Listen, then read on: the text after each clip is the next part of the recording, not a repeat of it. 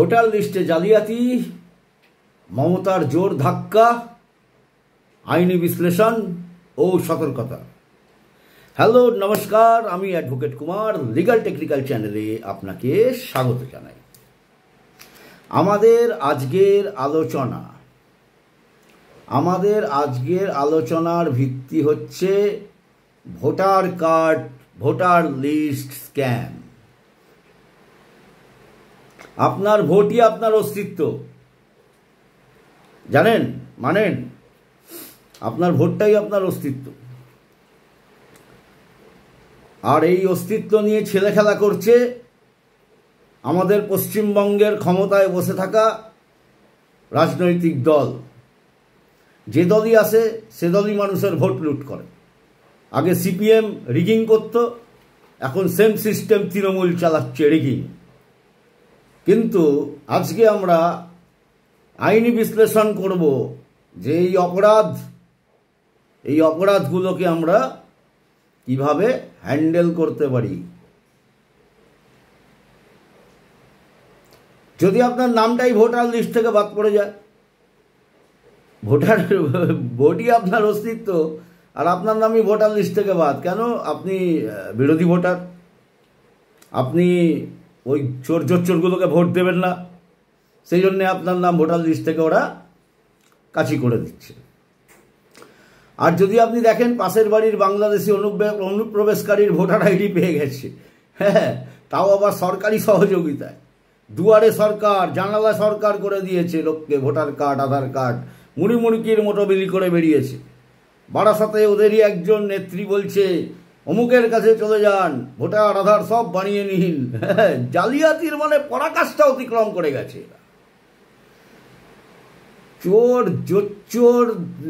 চোরচুরি করতে করতে আর মানে এদের কোনো লজ্জা ঘেন্না কিচ্ছু নেই। নির্লজ্জার মতো মানুষের ভোটাধিকার ছিনিয়ে নেবার জন্য বড় বড় উকিলদের দিয়ে নির্বাচন কমিশনের কাজে ব্যাঘাত ঘটাচ্ছে আইনগত প্রসেসে। এই ভিডিওতে আজ আমরা আলোচনা করব ভোটার তালিকায় জালিয়াতি, মমতা সরকারের বিরুদ্ধে অভিযোগ এবং এর আইনি দৃষ্টিভঙ্গি। 5টা অধ্যায় আলোচনা করব। প্রথম অধ্যায়, ভোটার লিস্টে কারচুপি ধরন। কিরমভাবে কারচুপি হয়? 1 নম্বর, ভুয়া ভোটার বানানো হয়। আমরা অনেক সময় ভিডিও রিলসে দেখতে পাই মৃত ঠাকুমা এসে ভোট দিয়ে চলে গেছে, দেখেন না? হ্যাঁ, তো এই হচ্ছে স্ক্যাম, চুরি, ভুয়া ভোটার বানানো। হিন্দু বা বিরোধী দলের সমর্থকদের নাম কেটে দেওয়া। আপনি জাতিতে হিন্দু, পশ্চিমবঙ্গে বাস করেন, আপনার নামটা ভোটার লিস্ট থেকে বাদ করে দিয়েছে সিস্টেম। ওদের হাতে যা খুশি তাই করছে, যথেচ্ছাচার চলছে। বাংলাদেশি অনুপ্রবেশকারীদের ফেক কাগজের নাম তুলে দেওয়া হচ্ছে। পরশুদিন বাংলাদেশ থেকে এসছে, আজকে তারাতে ভোটার কার্ড আছে। এক ব্যক্তির একাধিক নাম,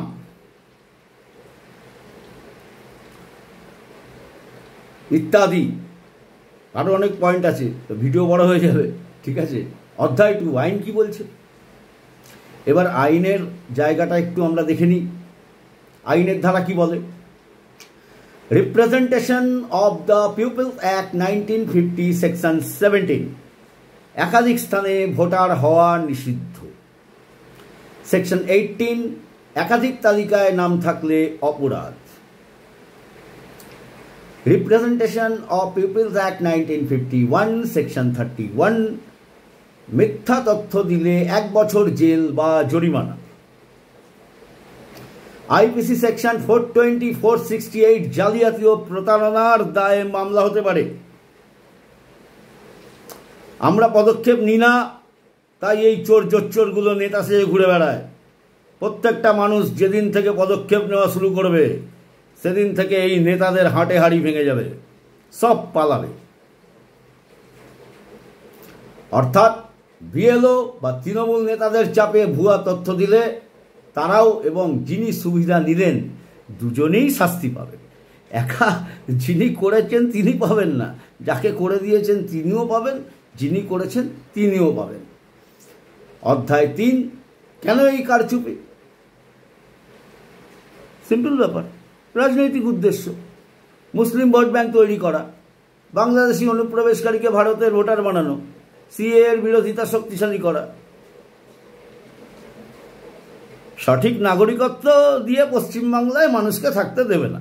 দুনিয়ার রাজ্যের গোজামিল দিয়ে যত দুর্বৃত্তের দলকে নিয়ে এসছে, তাদেরকে ভোট দিয়ে এর নামে ওর নামে ছাপ্পা ভোট দিয়ে ভোট করিয়ে নিজেরা একটা হেভি পালোয়ান, আমি 7 লাখ ভোটের ব্যবধানে জিতেছি। আরে তুই তো জোচ্চোর, সেটা তো সবাই জানে, তুই নিজেও জানিস।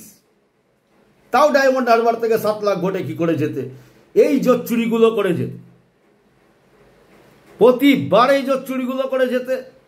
এখন সাধারণ ভোটারকে জোচ্চুরি করতে পারে না, এখন ওই যেখানে কাউন্টিং হয় ওখানে গিয়ে জোচ্চুরি করে।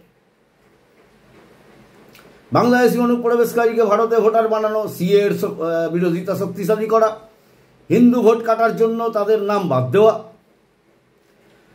প্রশাসনিক কর্মীদের চাপ দিয়ে নির্বাচন কমিশনের নিয়ম ভাঙা। প্রশাসনিক কর্মী যারা যারা ইলেকশন মেশিনারিজ ম্যানেজমেন্টের জন্য থাকে, তাদেরকে নানানভাবে প্রেসারাইজড করে দুর্বৃত্তায়ন রচনা করা। অধ্যায় 4, সাধারণ মানুষ কি করতে পারেন? কি করতে পারেন সাধারণ মানুষ কি করতে পারেন? যোগী আদিত্যনাথ মাঝে মধ্যে বলেন, বটেঙ্গে তো কাটেঙ্গে। সংঘবদ্ধ না হলে কিন্তু এই দুর্বৃত্ত চোর জোচ্চোরগুলো প্রতিবার আপনার ভোট ছিনিয়ে নিয়ে গিয়ে মুখ্যমন্ত্রীর চেয়ারে বসে আবল তাবল মন্ত্র পড়বে, আবল তাবল ফটো আঁকবে, যাকে তাকে অ্যারেস্ট করবে, যাকে তাকে মিথ্যা কেস দিয়ে ঢুকিয়ে দেবে। অন্যায়, অত্যাচার, অবিচারের নর্দমায় ডুবিয়ে দিচ্ছে আস্তে আস্তে পশ্চিমবঙ্গকে। নিজের ভোটার আইডি যাচাই করুন। কি করবেন? নিজের ভোটার আইডিটা যাচাই করে দিন, চেক করে দিন। কোথায় চেক করবেন? electoralsearch.eci.gov.in ডেসক্রিপশনে দিয়ে দেবো। ওই সাইটে গিয়ে নিজের এপিক নাম্বার দিয়ে চেক করে নেবেন। ভুল থাকলে কি করবেন? ফর্ম 6, ফর্ম 7, ফর্ম 8 এগুলো সংশোধন বা আপত্তি জানানোর অ্যাপ্লিকেশন ফর্ম অ্যাপ্লাই করে দেবেন।